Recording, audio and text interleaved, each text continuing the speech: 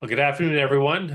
Ricky Taug with the University of Florida. Glad to have everyone on our call today for the February Society of Agriculture Communication Scholars webinar. Today's topic is advising and mentoring undergraduate and graduate students, and it will be led and facilitated by Dr. Taylor Ruth and Amanda Ruth McSwain. So, has been our case since we've begun this, we'll have a presentation, and then the presenters can decide if they want to have comments or questions throughout the presentation or at the end. And then after we've had a chance to hear them and to have a question and answer, again, either in the middle or during at the very end of the presentation, we'll have some time to kind of go around and see if there's any updates at our universities, things that we are interested in that we want to share with the bigger group overall. So with that, I'm going to turn it over to Taylor and Amanda, and thank you all for being here today. Hey, perfect. Yes, thank you. Thank you all for joining. I'm really excited for this presentation to finally get to work with Amanda. I had heard her name since I started grad school with people asking if we were related because we share the same last name and we both were doing ag comm and both worked with Lisa and Ricky while at Florida. There's actually a couple of citations that are Ruth Lundy Telg, and they are not, they're both of us. So I think that's kind of fun. We're finally getting to work together. I think I recognize most people on the call, but in case we haven't met, my name's Taylor Ruth. I'm an assistant professor at the University of Tennessee. Amanda's going to give a longer introduction here in a minute, but Amanda, if you want to say hi real quick too at the beginning. Sure. So good to see everybody. So many familiar faces and always fun to be with the AgCom crowd. Yes, yeah. So Amanda and I met to kind of figure out what this is going to look like today. And I told her earlier in February, I had talked a lot with a lot of the people on this call, and they probably were fine not hearing me talk as much. So I'm going to be facilitating the panel today, and Amanda is going to share some of the work that she's been doing with Beth in Charleston. So I'm really excited for today's conversation that we're going to have. And kind of looking at our attendees, I know we have a lot of people with some really great mentorship experience. So I think there's going to be a lot of really good ideas shared today. So just to kind of set the context for what this session is focusing on, we're really focusing on mentorship. And when Amanda and I were talking, we were saying, there's this difference between advising and mentoring that is important for us to distinguish. At my previous institution, I was a faculty advisor, so I had to advise my students, but I also mentored them. Here at UT, we have professional advisors, but then I'm a faculty mentor. So what does that really look like in terms of what are the differences? So when we're talking about advising, especially from an academic perspective, we're really directing students towards graduation. So what are those immediate tasks and actions we need to check off our list to get done? But when we're talking about mentorship, we're going to be focusing more on how do we support and guide our students towards overall success. So this is going to consider more of their motivations beyond just I want to graduate and look at their long-term goals as well. So just wanted to frame what today's conversation looks like. So it's not so much how do we keep track of what classes they need to take and if they're on track for graduation, but really what are their long-term goals and how do we help support them with that. Also, with our conversation today, we'll be talking about both undergraduate and graduate students, just kind of depending on what this group wants to talk about and discuss, seeing where that conversation goes, as well as professional and research mentorship. It was a really nice conversation with Amanda because I think so often when we talk about mentorship, at least with how I've discussed it with others, it's focused on mentoring graduate students in research. But there's so much more to it with professional mentorship too. So I'm really excited for especially Amanda and Beth to talk about some of the work they've been doing with professional mentorship. So I'm going to have each of our panelists introduce themselves and just take a couple of minutes here at the beginning to talk about what their current role is, as well as their experience with mentorship, with whatever context that looks like. So that way you can start thinking about questions you might want to ask based off of their experiences and their role right now. So I'll have Amanda kick us off, if that's okay. Sure. Thanks so much, Taylor. And again, thanks for having me, everyone. Again, great to be with this AX community and be talking about something that's truly near and dear to my professional heart. I think that mentoring for me, in a way, is just a really natural progression in relationships with students.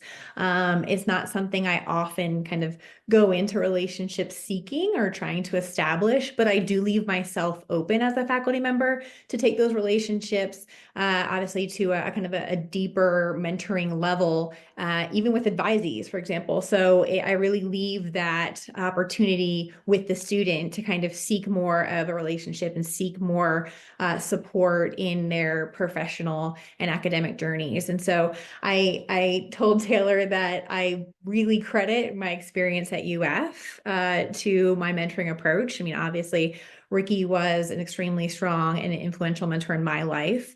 And oddly enough, going to the College of Charleston, my first mentor and friend was Beth Goodyear, who's with us today. So I think so much of what I do as a faculty member emulates the amazing mentoring support that I've gotten throughout my, obviously, my professional and academic journey.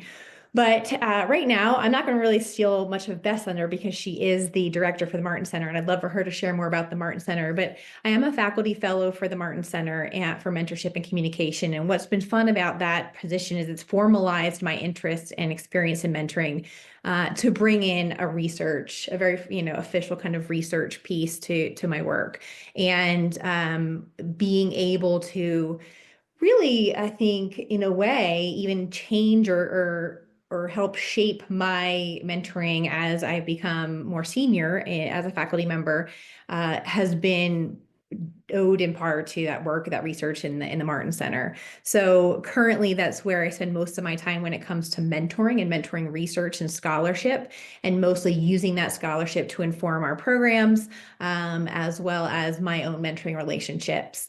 The majority of my mentoring experiences, though, certainly come from being the director of our graduate program for many years, as well as one of two for many years PR faculty, with a majority of students wanting to seek careers in PR. And so that just kind of naturally resulted in a lot of students needing really kind of career advice throughout that season of college to career transition. And once that those relationships were established, being able to kind of carry those into the lives of many young professionals. And so while I think, again, a lot of my research now focuses on mentoring and best practices in mentoring, and obviously what we see in the phases of mentoring relationships, and using that information to again inform our programming and inform our efforts in the Martin Center, it certainly is still a really big part of my my job. And I make it a big part of my job because it's important to me. So that's really why I'm here today, and where this idea came from, is to kind of share, again, our formal programming efforts, especially in that professional space, and preparing students to enter that professional opportunities confidently, but then also from my own work with undergraduate students and master's students. So we have a terminal master's program, and my work is primarily with, again, our master's students. So it's a little bit about me. Perfect. Thank you, Amanda. And then let's hear from Beth, because Amanda and I got to chat a little bit about this center last week, and I kept just asking her more and more questions. So I think y'all are going to really enjoy learning about this. Well, thank you. And thank you so much for having me. I'm always honored to speak if Amanda invites me, but particularly amongst a group of peers that she so enjoys spending time with. So thank you for letting me join you all today. I'm going to give you just a little bit of my background, and then I'll share a little bit more about the center. But like Amanda, I sort of came to mentoring through the classroom initially, and just found I've always taught, or very regularly taught, upper level, senior level capstone courses within our curriculum. And in those courses, as you have these students getting ready to launch into their careers, you often find that the conversations go beyond the coursework or advising, mentoring their research projects, into sort of who they are as people, who they want to be in the world, and how they want to give back into that world. And so it very naturally became a part of what I did with many of our students. I also served as chair of my department for a while, and that, obviously, you're mentoring junior faculty. We had a large number of junior faculty while I was chair, and so it was a big piece of my professional work. And I study organizational communication, so that is my background and area. And so as I found myself more drawn into the programming that we did at the College of Charleston, that was really about developing students as into their professional sort of personas, I found that that was the part of the work I really enjoyed. And that as I met with alums and people after they graduated to find out where their lives were and what was going on, I just continued to get more and more excited about the opportunities to help make connections for students from what we were teaching in the classroom into what they would be doing after they left the College of Charleston. And I found that I was having more and more of those relationships sustain beyond the years where we had them in the classroom, to where they were checking back in and wanting to go grab coffee and wanting to spend time sort of talking about their new professional lives and wanting advice and guidance at that stage of their career as well. And so when the Martin Center, when the founder of the Martin Center decided to endow this center, it was a natural step for me to want to be involved in that, because it is just so much in line with sort of who I am and how I do my work these days. And I get to work with people like Amanda, who are tremendously fabulous mentors. And so, I mean, I'm surrounded by really some of the best. So the Martin Center itself is hard to capture in a full one sentence or less, but it's basically a center that focuses on mentorship in the field of communication. And its goal is to connect students with practitioners, researchers, and leaders in the discipline, and to give students sort of a sense of what the world of communication looks like and how they can be a part of that. And we do that in a variety of ways. We do that through research projects, which Amanda's already mentioned. We also do that through a variety of different mentoring programs that we have. We currently have something called the Martin Scholars, which is a senior level focused on students that are in their final year. It's a course as well as some high impact learning opportunities. We have a mentor protege program, which is geared more for sophomores and juniors.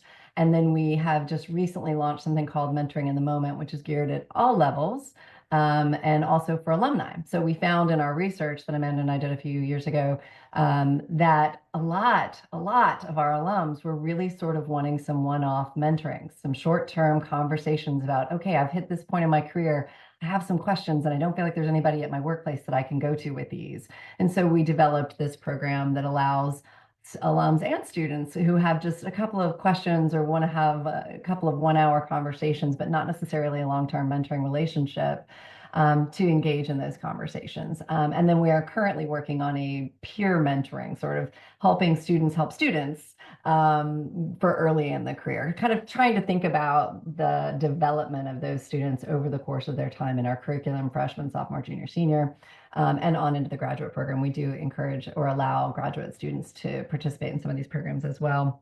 We also have a faculty shadowing project, which is actually sort of mentoring faculty.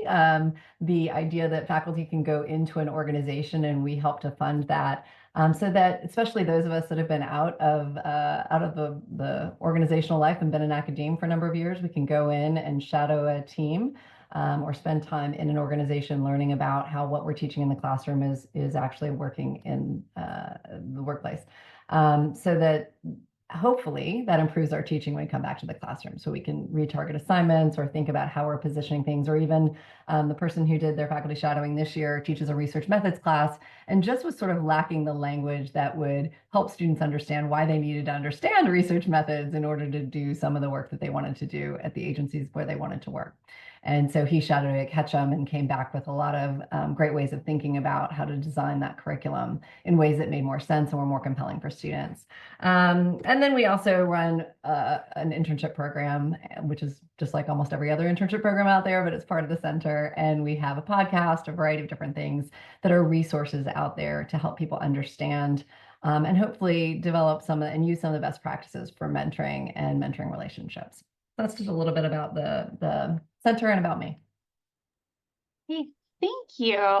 And then last but not least is Dr. Joy Rumble, who was also my mentor for the record, but that's not just why I invited her, but I'll let her share a little bit about her current role and her experience with student mentorship.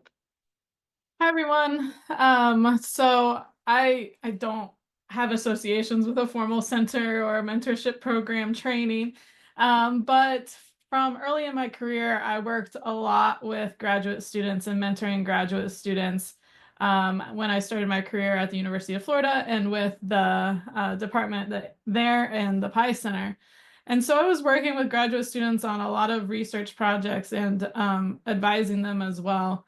And really just found kind of, I don't know, I say I love my grad students because I don't know, I just jive with grad students and there's a niche there. And I feel like it's really some a relationship that I'm really able to foster through many years, and I'm visiting with those students on a regular basis, and it really allows me to develop some of that both professional and research mentoring, but also kind of that life mentoring as well. And since coming to Ohio State, I've continued that work with graduate students. But also have been challenged by now needing to mentor undergraduate students, which I don't feel as successful with. But continuing that graduate student work and currently serving as the director of graduate studies for our department, and thinking about kind of how mentorship can look differently, even from a departmental standpoint, as well as individual faculty and student relationship as well. Hey, perfect. Thank you so much.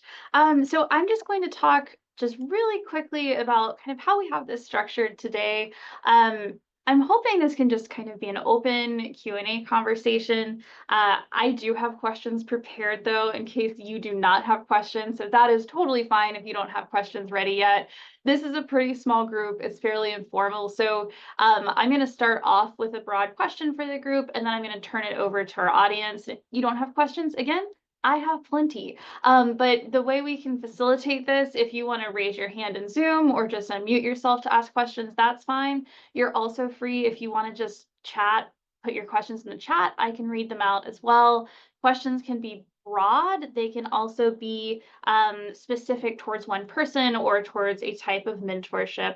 And then I'm trying to facilitate as much as possible, but I've been working a lot with undergraduate researchers in my current position too. So, and I know Joy just mentioned she's been doing that a little bit more as well. So if anybody has questions about undergraduate research, I know that hasn't really been a focus that we've touched on, but we can also talk about that too. So I'm going to stop sharing so that way we can better see each other while we have our discussion here. But I'm going to kick us off with our first question. Just what are some basic best practices that you would recommend to faculty as they start mentoring students?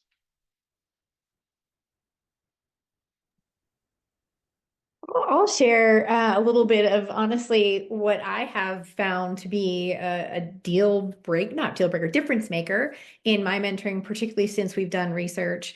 But I kind of to underscore the importance of the preparation phase. I think sometimes we just enter these relationships and all of a sudden we're just like off to the races. Like we should be doing things and you should be making progress, and leave little time to kind of understanding each other and preparing for the relationship.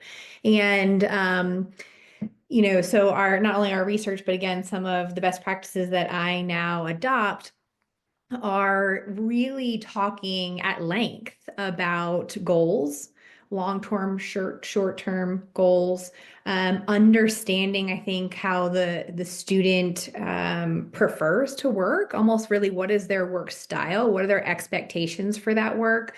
That also points back to kind of frequency of check-ins, the comfort in the way we check in and the way we meet. Just kind of really sharing the purpose of being there, the purpose of this relationship.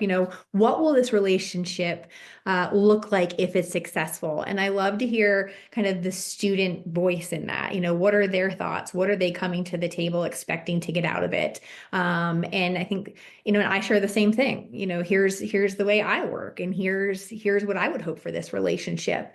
And so, there's a lot more that can go into that preparation phase. And I think that Beth has done some work to formally kind of introduce some of the elements of this preparation phase. But rather than kind of just jumping in and taking off on task or conversation, it's really understanding the student and trying to really, on my end, see if I'm the best fit.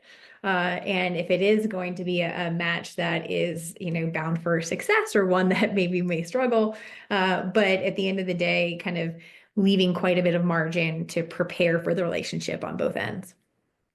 Yeah, I think I think the difference maker is a big point there. And so I think the way I think about it is trying to make the sort of implicit ideas or the subconscious ideas that students have about mentoring and what a mentoring relationship looks like, getting them to make that explicit. And of course, me making it explicit as well, because I think if you go into a relationship expecting it to look or be or function in a certain way, and the person you're being mentored by is actually got a very different approach, then you're already sort of a couple of steps behind. And so we do in the mentor protege program, we spend quite a bit of time getting them to articulate sort of their unarticulated expectations about mentoring, about what a great mentor looks like. If this was the best mentor ever, what would those conversations look like? How often would you meet? What would you talk about? What, all of those sorts of things.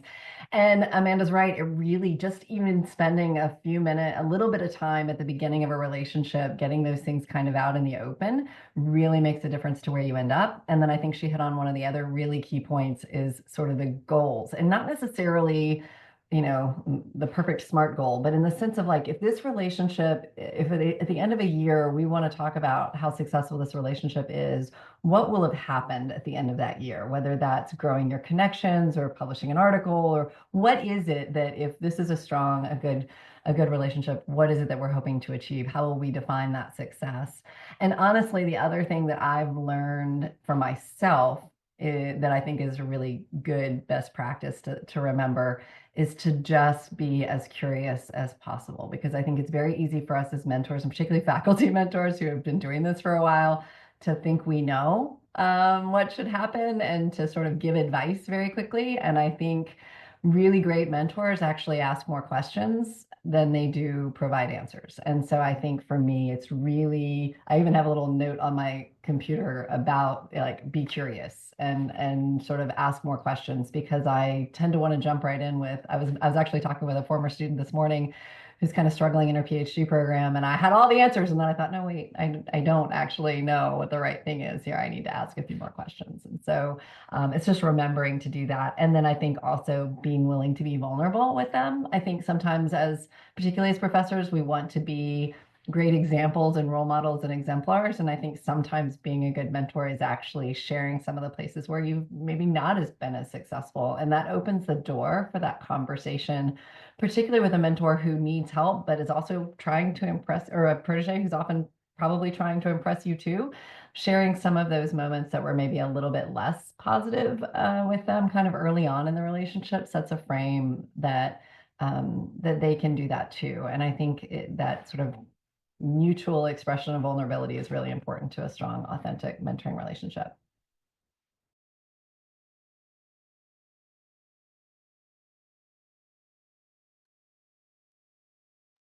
I don't have to add anything to that. They did a wonderful job describing that. Perfect. Well, thank you both for sharing that. I really like what you said, Beth, with being vulnerable with students too, because I think it's so important to model that to students and to model how to overcome some of those issues as well. So Ricky has left a question in the chat, which I think is a really good question, especially if you work in larger programs. So how do you suggest identifying a mentee? So we may have a lot of undergraduate or grad students. What sets a potential mentee student apart from a quote unquote regular student? Well, for me, they're often the students actually seeking you out a little bit more than the quote unquote regular student, right? They're coming to your office hours, or they're setting up an appointment, or they're staying after class and asking questions and just clearly trying to create a little bit of that relationship. It also helps if you have an application process for formal mentoring programs like we do, because then you know who really wants the help. But both of those actually work in my experience. I think that's an interesting question too, Ricky, because so often at the undergrad level in particular, students are told they should have a mentor. And that's not always the case. Like some students aren't ready for a mentor, or just aren't at the place where they recognize how to use a mentor, right? And so I think some of that preparation phase speaks back to really identifying a mentee. Are they ready to talk about why they're entering or why they would like to enter a mentoring relationship? What can be done? How can they be helped? Have they been able to, kind of see the places in their own lives that could use that support? And I think so often some of the questions I ask, if students struggle with some of the answers, then I'm like, well, maybe we just need to sit on this a little bit. Maybe in 6 months, let's kind of revisit. Let's grab coffee in 6 months and just see where you're at with this, or maybe some things will become more clear. And so I think it's a little bit of both of those things to, certainly students seek out, but then you also have some students seeking out just because they're told to seek out a mentor, and then they're like, I don't really know why I'm here. That happens. Like we've truly seen that happen where a student just is like, I don't really know, but I know I should have a mentor. And so sometimes it's walking them through that, but then it's also sometimes saying, well, maybe just right now is not the time.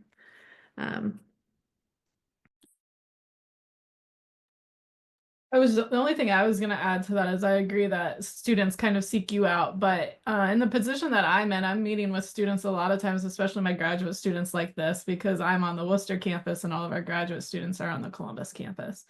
And sometimes that creates challenges, and they really want to seek that mentorship from a faculty member that they see in person on a more regular basis. And when that happens, that is certainly okay. But I do recognize that it takes the extra effort sometimes on the piece of the students to want to connect with me in this space and in this way. But I've found that it can be just as fruitful meeting like this with students as it is in person. The other thing that I was going to add to this is that just the campus that I'm at is a 2-year associate's degree granting campus, and it's a smaller campus. We only have about 400 students at this regional campus. And it seems that when students find a faculty member that they connect with, all of them are coming to that door on a frequent basis. And so sometimes I think, especially with young faculty members, we have to be careful and helping them be selective with that mentorship piece, and not becoming a mentor to every single student that comes to their door, especially when formal processes aren't in place to establish those mentorship relationships. Yeah, that's a question I have for later, but we'll hold on to that time management piece since I see Courtney has her hand raised. Yes, Did you have a question or something to add? Yes, yeah, no, I was going to ask a question. So the time management, let me tie into that a little bit. So part of the reason that many of us are shifting to academic advisors is because faculty members don't have time to commit to doing that. So while we recognize that we're shifting to more mentorship or career advising, but what are your campuses doing to recognize and reward good mentoring? I mean, the Mentorship Institute's probably part of that, but I'm just curious. I feel like the burden sometimes falls on the young female faculty members because that's predominantly who we have in our programs. So they go to those people. So I was just curious what you're doing to help them recognize that it's a part of the workload and that you're supporting them if they're going to dedicate time to mentorship activities. So Courtney, that's such a good question. And honestly, I think at the College of Charleston, we're not doing enough from the institutional level to recognize excellence in mentoring, or even just commitment to mentoring at all. For a little while, I would say the last 2 years, there's been conversation about kind of changing tenure and promotion expectations and requirements to include a separate advisory and mentoring kind of pillar, instead of lumping it under teaching. But again, I think it's stalled just because so many people have a hard time quantifying, obviously, or even pointing to what excellence in mentoring looks like or means, and how do we have evidence of that work. So not enough. But I will say the one thing that has helped our department immensely, because we are faculty advisors, and then it's just kind of extra icing on the cake if you're willing to truly mentor students. But the center has helped, I think, because we recognize the bandwidth of faculty in that space, particularly of kind of the college to career transition and professional mentoring. And so bringing in others to help with those conversations. So while I still do a lot of professional mentoring because I just kind of what I love to do. I get so much kind of gratification from that work that I still do that. But we have many faculty that now point to the center or our programs to say, I'm actually, I don't either have the time to do this, or I actually don't know how to really support you in this, but here's the resource, here's how I can connect you, and here's a bunch of people waiting to be your mentor that are 5 to 8 years out in the profession. So I think in a way, the certainly the university, to answer your question specifically, has not done enough to recognize that commitment of some faculty, and some of the truly, I don't say this lightly, life-changing work that's done for students in a mentoring space. But at the same time, it has helped our department, which is a very large department. We're 24 faculty, over 700 students. I think that to have a resource to say we have somewhere to point you or somewhere you can go has helped take the burden a little bit off of all of our faculty, and just the select few that still want to do it as part of their job is, still obviously an opportunity. Yeah, I'll only add that we actually do, as the center, Excellence in Mentoring Awards. And so we give an award to a distinguished mentor in the field. We give an award to organizations that clearly have a commitment to mentoring excellence and to mentoring programs. And then we do an emerging mentor, which is a younger individual early in their career who's shown a commitment to mentoring. And we give those awards every year. We tinker with the notion of like a faculty mentor award every once in a while, adding that to the conversation. I think at some point we probably will do that, because we recognize that this work is really important and meaningful and happening all across the country, and very rarely recognized by the institutions that really do it best. And so I agree with Amanda. We don't do nearly enough, but I think the institution has 2 awards. One is an advising mentoring award that they give, and then there's a service award that very often, I think, mentorship kind of work goes into that as well. But those are college-wide awards, and so they're considered very important awards. But again, I think at the departmental level and at the when I think about tenure and promotions, mentoring, if you're just the best mentor in the world, I'm not sure that's as important as some of the other things that are in that list. So I'd love it if it was. Courtney, I think you ask a really good question, because here on the Worcester campus, we're supposed to be switching to staff advising next year. And my colleague and I were talking about it because right now that counts towards our teaching appointment. And as we consider it, that's like one crazy week in the fall for scheduling, one crazy week in the spring for scheduling, right? And then all the other mentoring pieces that come with that, that's still going to happen because we're the one teaching their classes, not the staff advisor.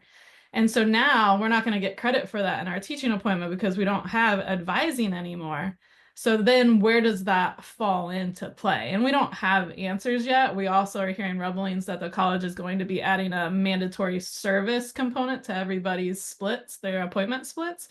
And I'm not sure if that's a place where it will fall into play, but I mean, those conversations are ongoing here. And I think that's something that I think I would encourage everybody at all universities to consider having questions about, because I read an article in the Chronicle of Higher Education recently about faculty burnout. And it seems like this is a place where one of those things are getting added to our plates or that we're doing that isn't recognized or seen. And it's just adding to that buildup and that burnout. And so I think it's conversations that we all need to continue to have at our universities. I'll just add to that too, not only to avoid the burnout, but also to clarify what those expectations look like. Because when I was talking to Amanda, UT, they moved to professional staff advising, I think a year or so before I joined here. So it's still new-ish. But then they also have us assigned as faculty mentors. So it's not kind of it technically is required, right? It's formal because it's assigned, it's in our system, but then we've been given no clarity or expectation for what that looks like. So coming from a previous position where I did faculty advising, I just treat them the same way, minus picking out classes. But then if you haven't had that experience and you don't have support or training for what to do or expectations, it's not great for anybody, right? Because then it's like, what am I supposed to be doing? The students don't know what that relationship looks like either. So that would be another conversation I think that's worth having, as well as if we are in these expected mentorship roles, like what are those expectations? So I just wanted to add that too. It's been interesting to see that transition here. Out there too, there's it's a relatively old book at this point, but Joyce Fletcher wrote a book called Disappearing Acts years ago, and it was really a lot about sort of the invisible work that gets done in organizations, and that is culture building work, climate building work, advising, caregiving, all that sort of social support that we create in our organizations, that we want in our organizations, and yet that often gets disappeared. And so I think just even raising it into conversations at the administrative and at the college-wide levels is a really important thing for us to continue doing in all the places that we work, because otherwise it does kind of disappear and just take it for granted. Yeah. Lisa, looks like you got your hand up. I always forget to put my hand down. Let me do that now. Okay. Thank you all for this. This has been fantastic. I have a question, kind of a follow-up, Amanda, to what you were saying about trying to establish goals at the beginning of a mentoring relationship. I was wondering if you all have any suggestions or practices that you use to teach students how to advocate for themselves and articulate what they need throughout the relationship. Because I find sometimes I slip into the like, oh, just come on in, let's just chat, and we sometimes don't get to the substance of what the student needs, but I'm not a mind reader also, so I need them to tell me what they need. So how do you get them to do that? Such a good question, Lisa, because honestly, a lot of the resources that we've developed came directly from the research. And one of the things, honestly, from both sides of kind of the mentee-mentor relationship, we were hearing like, I would love to be a mentor. I don't know, what can you share with, like, what do I do? Like, what can I use to start this relationship? Or from the mentee side of, I don't really know. I feel really, I feel this power dynamic. I'm really not sure what to say, and I'm not really sure how much to share or how much I'm in the driver's seat. And so Beth actually, again, kind of created an entire, almost like boot camp for mentees that walks them through this idea of kind of, what do I want from this? How do I handle tough conversations? How do I take ownership in this relationship? So we definitely have some resources we could share, but I think one of the most important things that we did, and then I've even used, is asking students to, before we even really meet. So if I know someone reaches out to me and they say, so-and-so told me I should meet with you. I really have no idea how to navigate PR, but I know I want to be in PR and I'm a junior and I just want to talk with you. So I'm already kind of feeling like this is a conversation that goes outside of advising, right? And is more about who they are and what they want to do and their interests and potential career paths and opportunities. So ask them to articulate a little bit about almost putting a story together of what that mentoring relationship would look like. So walk through these questions and tell me, what a perfect relationship, a mentoring relationship would look like. And who would that person be and how would they support you and how would you meet and how would you, almost a little narrative, putting them together like a letter. Actually, we do title it Letter to Your Future Mentor, and have them kind of walk through some prompts that writes me a letter to say, kind of, here's what I really need from you and here's what I really want from you. And so then that kind of starts in a place before we even meet. So I can kind of, a little bit of a common ground, and they're not feeling like, oh gosh, here I am, what do I say? I'm already able to kind of take something that they've written me and work from there. So that's one thing that's been really helpful. Beth, I know, go ahead. You use a bunch of things. Well, I have my biggest tip for the thing you just mentioned, which is because you don't want to take away the spontaneity of the conversation. There's a lot of beautiful things that happen in that drop in, have coffee, have a conversation. But what I do tell all of the students in our programs, and what I use with the people I work with, is a working agenda, right? So before you come in to meet with me, you have at least an outline of general ideas of things you want to get to, so that we don't enjoy the conversation so much that we forget to actually get to the real reason you were here this month or this week or whatever it is. And that's really helped a lot of students, because I think it also makes them feel less anxious about the conversation, particularly if there's something they've been thinking about or working through or trying to understand, and they come in with an idea in mind. And when they create create that, they also then maybe have some resources or some things they look at before they walk in the door, or they send me before they come in. Again, like we've all had that thing where I want to talk to you about this paper or this thing that we're working on, and then you get there and they leave and you think, well, we really barely touched on that, and that was kind of supposed to be the whole thing. So as much as I hate to sort of make it formal with an agenda, I think creating at least a working outline for your conversations really is an important thing to encourage. And even in less formal mentoring relationships, I think it really does help. So it's something I encourage students to do. And I've seen a difference in my relationships along with the other things that Amanda mentioned. Thank you.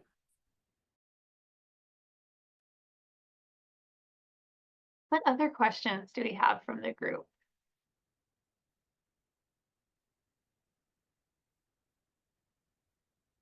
I'm going to ask Joy a question because it's just a question I'll probably ask her in general that I need help with. So as I'm working with more and more grad students, I'm discovering some of them come and they have really clear ideas for what they want to do their research on or their projects. And some of them don't. And sometimes they express what they don't want to do, but I'm having trouble focusing on, okay, what do we want to do? And I finally got it from one, but it took a lot longer than I'm used to. And I can open it up to the other faculty who are on here that who've worked with a lot of grad students as well. But I would love advice for that because we don't always get that like perfect little angel student who comes in with their idea clearly formulated. How do you approach that? What advice do you have? Yeah, so that's a great question, and I've experienced both extremes as well. The two things that I typically use is one, talk to them about their classes and the things that they're learning in the classes and what they like or what they're confused about and what seems to really be clicking and how they can apply that. The second thing is to get them involved in some research, just especially if they've never had research experience. Get their toes wet with some research, maybe a project that I'm working on or a paper, just to see how they do and if they start to get excited about something or if they're like backpedaling really quickly.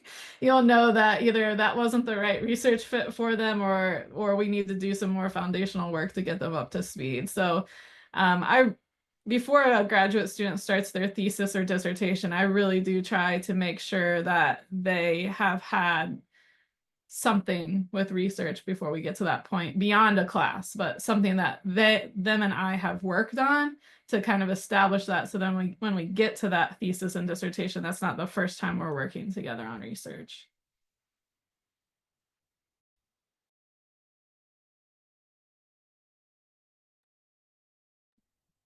Any other thoughts from the group about how you approach working with graduate students who might not have a clear idea coming in? This could be the broader group too. Oh, I think that's probably the norm rather than the exception. I'm just not about not having an idea of what they want to do. So Having so many ideas, right? Yeah. So I That usually too. tell them, it's like, that first semester, I mean, unless you have a really good idea that first semester, that's really what that first semester is kind of designed to do, is to help you figure out what it is you don't know so that you maybe look to see what you want to know. So Yeah. it takes a little bit of time. And then we start settling down with, okay, what do you want to find out? So yeah, so I go into it not even thinking about it that first semester, really. Yeah. That's just me. Yeah, that's helpful. Any other questions from the group?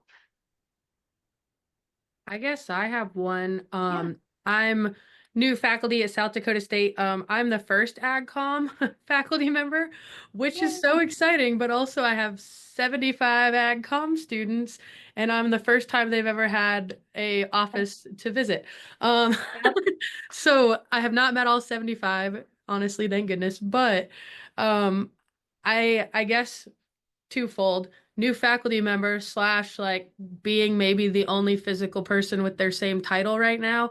Any advice on just how to manage the like informal mentorship of, I'm also a doors open person, which is probably my fault, but how to manage the like, I don't want to turn them away because I feel like this is the first time they've like had a place, but also work needs to be done.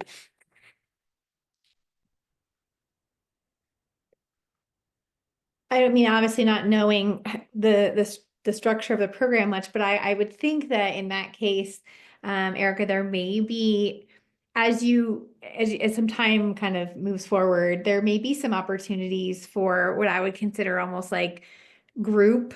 I know it sounds weird, but group mentoring, but honestly, just getting everyone together and having kind of conversations where there's a support network, maybe not just you, like you're not like, I need to meet with you one-on-one, but you're creating a network of conversation where there is some peer-to-peer work happening, where you are available for them, but it's not necessarily one-on-ones, right? So it's maybe setting aside a time every month where people can just kind of drop in together and you have like a roundtable mentoring conversation where questions can be answered and support can be offered, but it's not having to come from just you, right? That's a lot. I mean, as soon as you said 75, I was like, well,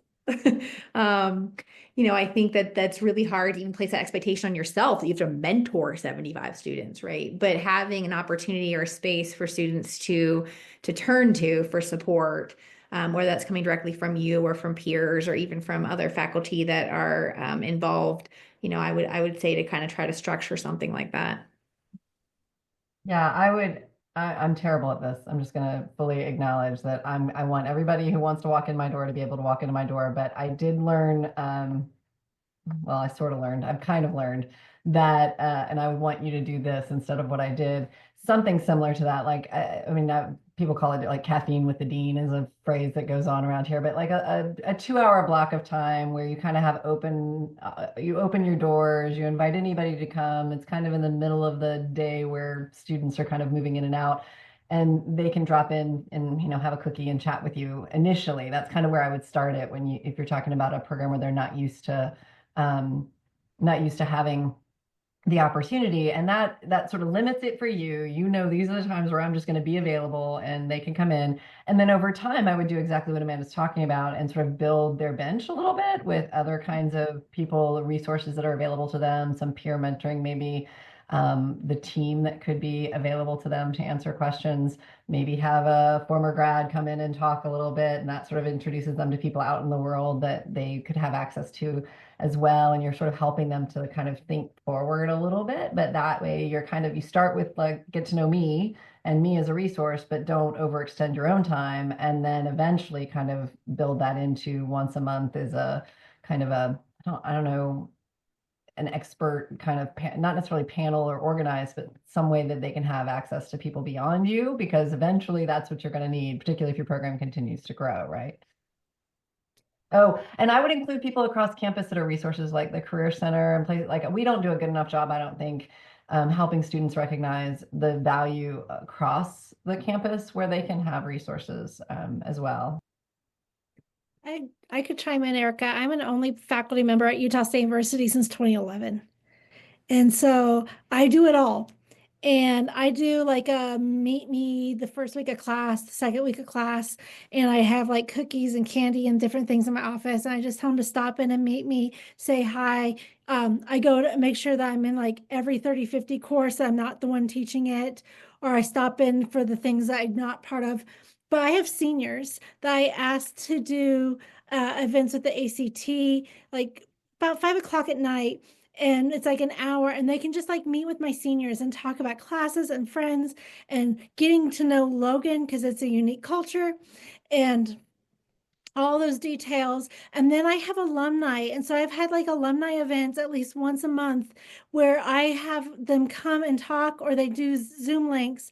And then I'll do like introductions or mix and mingle kind of activities. I'll take them to Salt Lake, but they're able to find their own mentors and not always rely on me. So I'm not the only person. I'm just like the network that helps them connect. So they do come to me for important things with our university.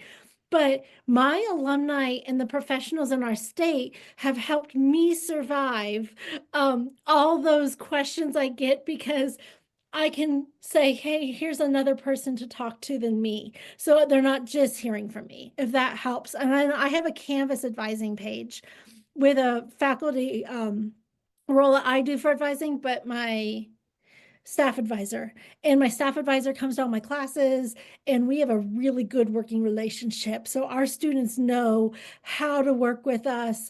and the way that we're going to communicate and best support that student for their needs.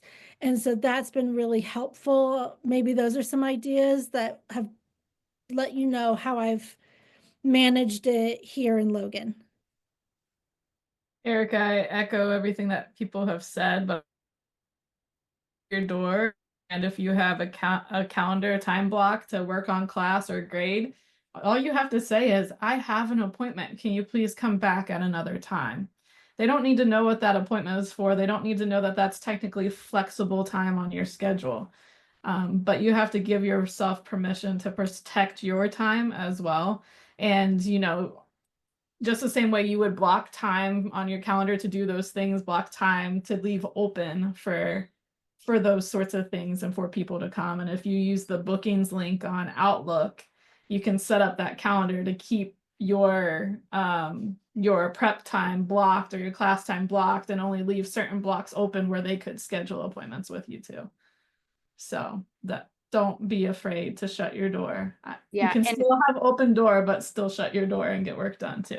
And I'm gonna be Mama Myers on you that those meetings are gonna get you tenure promotion. You have to protect your time and focus on the things that are gonna get you through that crucial step or through your third year review.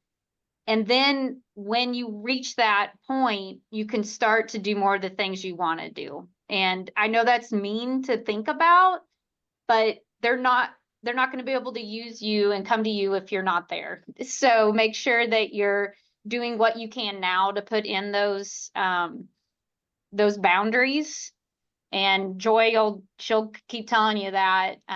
But it's so crucial for beginning faculty, the new shiny toy in the area, to not be overused. And you need to be focusing on the things that are going to get you tenure promotion. That's what I'm telling our new faculty member. So yeah. So one of my friends, she described it this way, because she would work from home once a week. She'd work from home once a week, and she would still do Zoom meetings or whatever for research, but she wouldn't really meet with students, because then when she was on campus, she could be more present and more available. And that's how I like to approach it. So my schedule has afforded me to work from home 2 days a week. I still do my Zoom meetings for things like this. But then when I'm here, my door's open, students come in, and I don't feel like rushed or like I'm rushing them out. And it's actually been a lot better that way for me personally. So yeah, give yourself permission to do that. I know we're running out of time, so I did want to give our panel members just one chance to share if there's anything we haven't talked about or any last piece of advice you want to share with the group before we wrap things up here.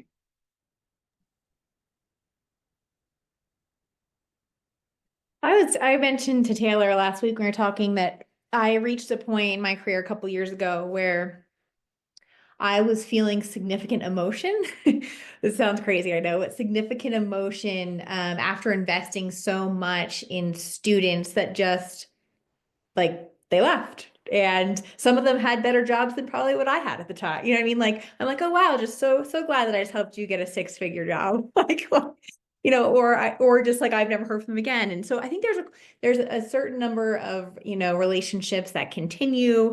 And as Beth mentioned, they're sustained and they reach back out, and there's kind of check-ins. But then there's those that you invest a lot of time and commit a lot of energy to, and they just end. And I definitely reached a point in the career where I'm like, what am I doing? Like, this is so much emotional effort. And so I kind of had to reframe a little bit of my work as being a mentor.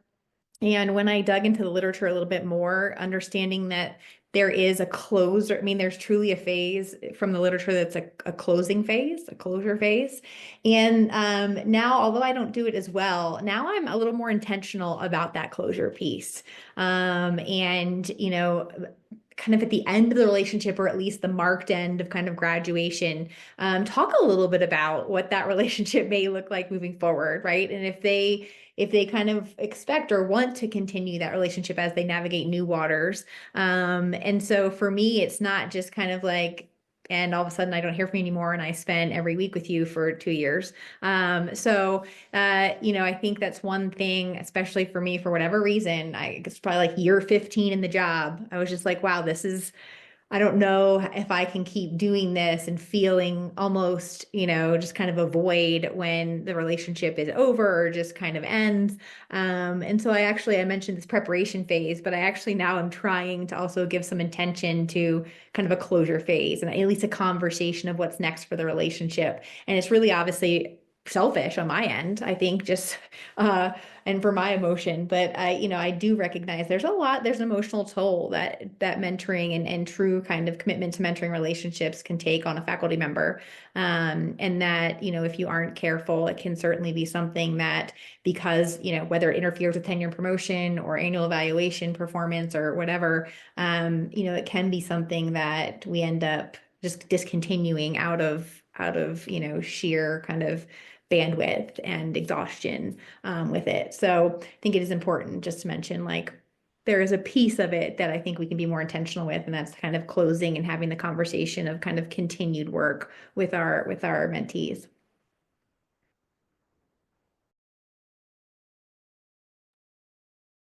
All right. We're getting close. Thank y'all very much. I think that will be the last comment for the day. We're getting close to the top of the hour. I do want to give everyone an opportunity to say thank you to our presenters, Amanda, Joy, Bethany, and Taylor, for pulling all this together with the questions that you have. Are there anything that anyone wants to bring up to the bigger group before we had to head out? I do have one quick thing. Courtney, it looked like you're yeah, pondering. sorry. Just real quick, AAAE conference will be held here in Lubbock, Texas in May. The theme is AAAE Live in Lubbock. There's a Spotify playlist. If you're in the area, hopefully, you're making plans. We understand not everybody can make it, but we're planning a great conference. Always a big AgCom section at that conference. And the posters are due Wednesday, February 26th at 5 p.m. Central. So just want to make that final plug. Thank you, Courtney. Yeah, this is going to be that season of the year for all things conferences. Definitely want to continue to let folks know, and definitely in Lubbock in May. That would be great. And Erica, again, I think the comments already were in there. We're very happy to have South Dakota State. Yay, that's wonderful. And understand this, you are not alone. So I would love to talk with you later on about, I've talked to a lot of folks who are one person in their units too. So like Kelsey said, you just have to become pretty wise and reach out to folks who've been there, done that, and still are in that too. So please reach out to everybody. We are happy to help out where we can. So thank you. Last thing is that, oh, sorry, Erica. No, just thank you guys so much. Hey, you're welcome. Last thing is that we have our last, the last SACS webinar is on March the 24th. Holly Leggett from Texas A&M will be building interdisciplinary research teams. We opted not to do April because April is now really packed with conferences and end of year and semester and things. So next month is it for the 2024-2025 SACS webinar effort. So again, thank you all for being here today. This will be recorded. I'll send out the link, the recording link as soon as we get it back from Zoom.